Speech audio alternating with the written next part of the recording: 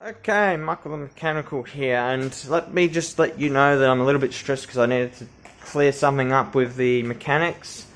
Triton update is they've already had it running, don't know how long, but they were like, okay, well the valves haven't been adjusted. So they went and adjusted them, but they dropped a nut on the chassis, so they couldn't reach it, couldn't find it, so they wanted to call up, and essentially call up, in regards to me asking for them to call me, to ask me if I can bring one down. Did that.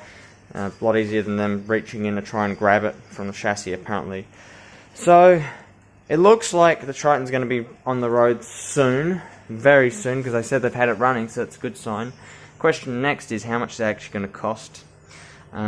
So, with everything here, in comparison to the one there, they've fixed up the belt to the balancer. They're talking about all these generic bolts and stuff.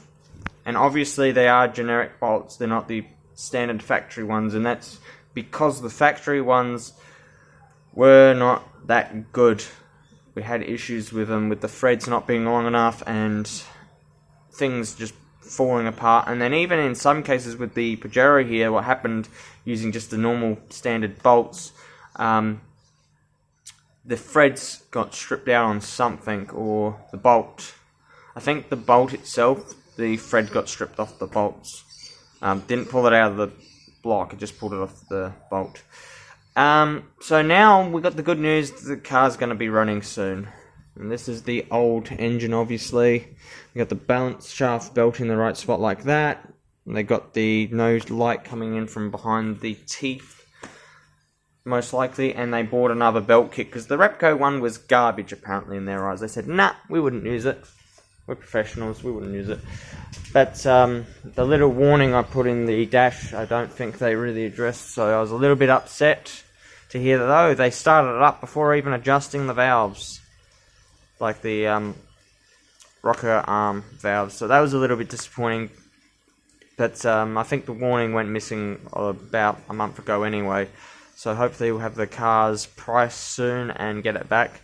But I can tell you, it's probably going to be about 1600-ish, which is everything I've got. Could be less, could be more, who knows. And by that time, that will be the clear-cut reason as to why, if you can do the DIY work yourself, do it. Because it's a lot cheaper for us to spend $1,000 to rebuild the motor and put it back in than to take it there. Just remember, when you do a DIY job, you're not necessarily going to know all the precise things that can go right and wrong and get everything right. So it's a matter of having the experience behind you before you go and do the work, and knowing where everything can go wrong, being prepared for it, and avoiding it at all costs before you build something. Because sure, it's easy to put a piston in the bores, it's easy to bolt a head onto the block, but it's not easy to put a belt on correctly, apparently. Oh my gosh, that is just ridiculous how you can not get a belt on correctly. But anyway, thank you all for watching, thank you for joining in. I'm Michael Mechanical, and I will see you later.